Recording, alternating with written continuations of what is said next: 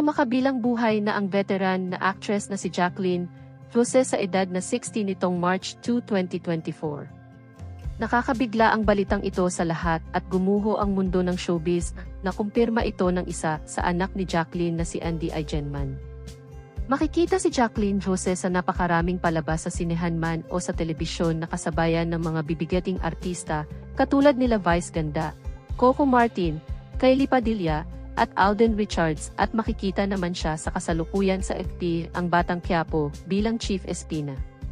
Pero nito lamang March 2 ay naiwang mag-isa sa kanyang tahanan ang veteran na actress dahil pinauwi niya ang kanyang mga kasambahay upang mag-day off pero sa hindi nga inaasahan na pagkakataon at kung kailan siya ay nag-iisa ay doon siya inatake sa puso at ito na nga ang sanhi ng kanyang pagkamatay.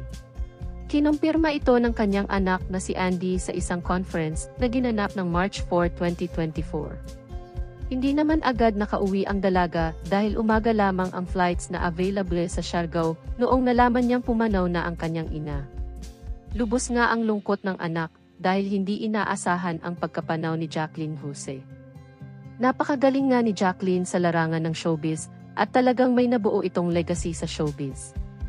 Ang buro ng actress ay magaganap sa March 5, 2024 at doon din magaganap ang tribute para sa namayapang actress. Nakikiramay naman ang mundo ng showbiz sa pamilya ni Jacqueline Jose. Great sadness that I announce the untimely passing of my nanay, Mary Jane Gok, better known as Jacqueline Jose.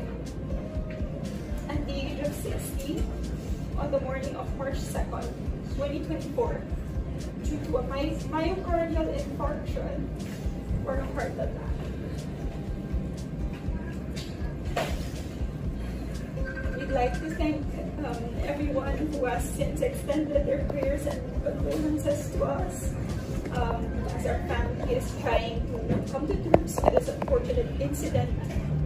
Please provide us the respect and privacy to grieve, and we hope this would put all speculations to rest. I'd just like to say that her undeniable legacy will definitely forever live on through her work, through her children, grandchildren, and the many lives she's touched.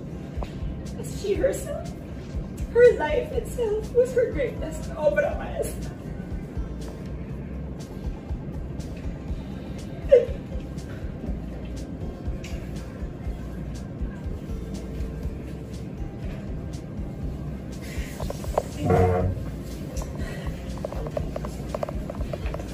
Mm-hmm.